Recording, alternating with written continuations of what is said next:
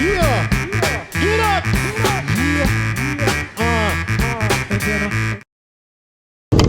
I'm gonna try something out here.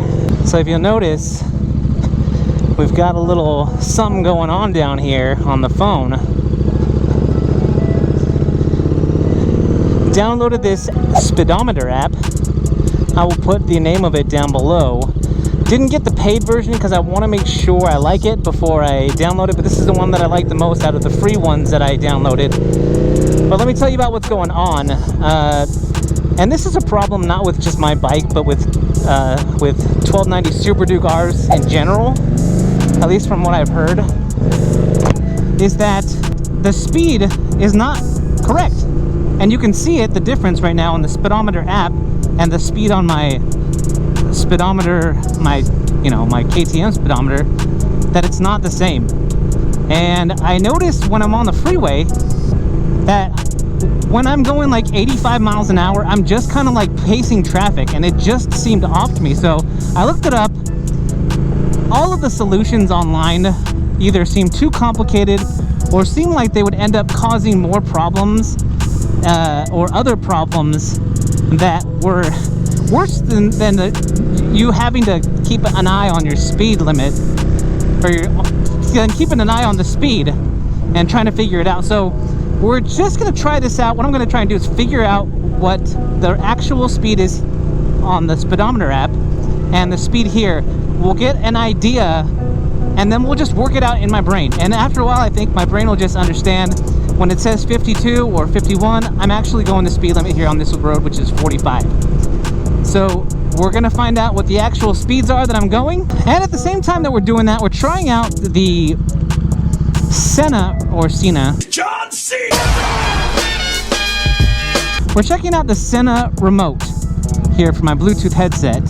Oh, well, that's just not convenient. Already what I can say is that putting the remote here on my handlebar, or my grip, it takes up a little bit more real estate than I like. You know, with my hand further out on here, I've got to reach further for the clutch. Not too much further, but you know, the further you go out, the farther the clutch is away from your hand, just naturally. So we'll work on that at the same time, and before long I'll have a review for you on this remote. I had this remote since I bought my second headset for my other helmet, either late last year or early this year, and it never worked. I tried to charge it. There's a little red light that shows you that it's charging, and then the red light would go off, and I just assumed when the red light goes off, it's charged. So the top light here on the unit never would come on, and it never had come on. So I just figured it was a defective unit. So I talked with Sena, they told me a bunch of things to do, and finally what I ended up doing was plug the headset in. When the red light turned off, I'd unplug it and then plug it back in again. The red light would come on. I just kept doing that until the blue light finally came on. The blue light, the red light turned blue, the indicator light. So it came on, and now everything seems to be working fine. So if you've had an issue with your Sena remote,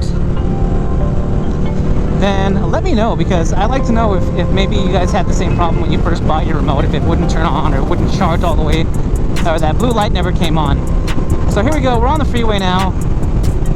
My speedometer on my bike says 74, 73, and it says 66, so I'm actually going under the speed limit, which is 70 right here.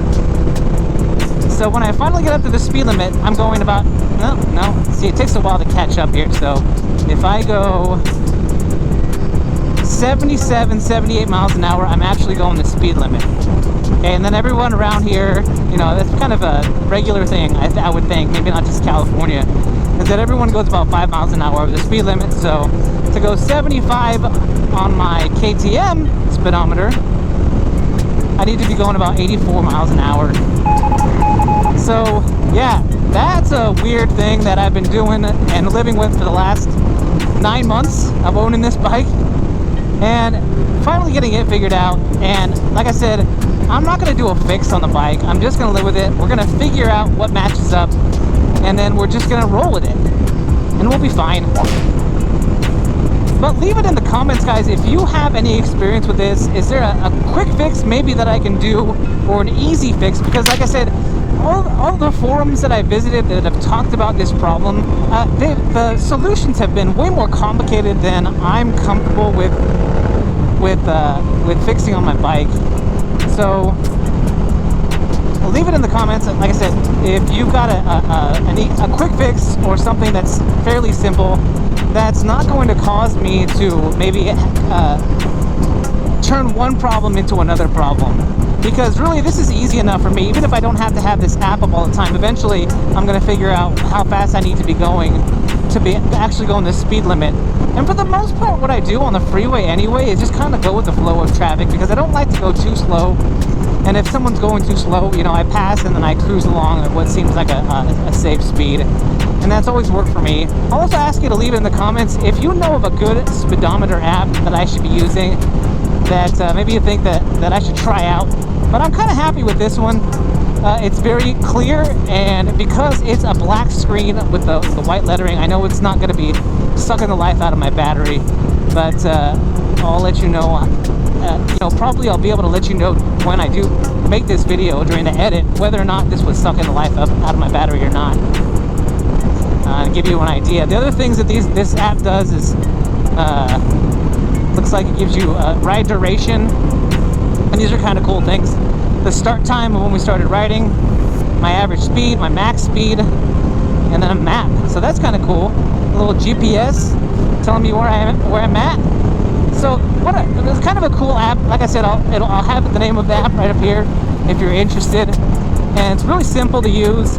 If you've got a glove that allows you to use the touch screen, then you're in even better shape, because it's really easy to just slide over it and check out the other things on the screen.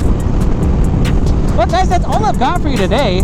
I'll have, like I said, in the future I'll have a review of this remote, this Sena remote for you guys. And also let me know in the comments if you've got any questions or something you want me to test out, or how this remote works. And I'll make sure that I go over that when I review it in the future. But guys, I hope you enjoyed this video. If you did, make sure you hit that like button down there, which is that thumbs up. And if you haven't already, smash that subscribe button. Guys, if you're out there riding, be safe. And if you're not riding, get riding. I'm that one guy, and I am out.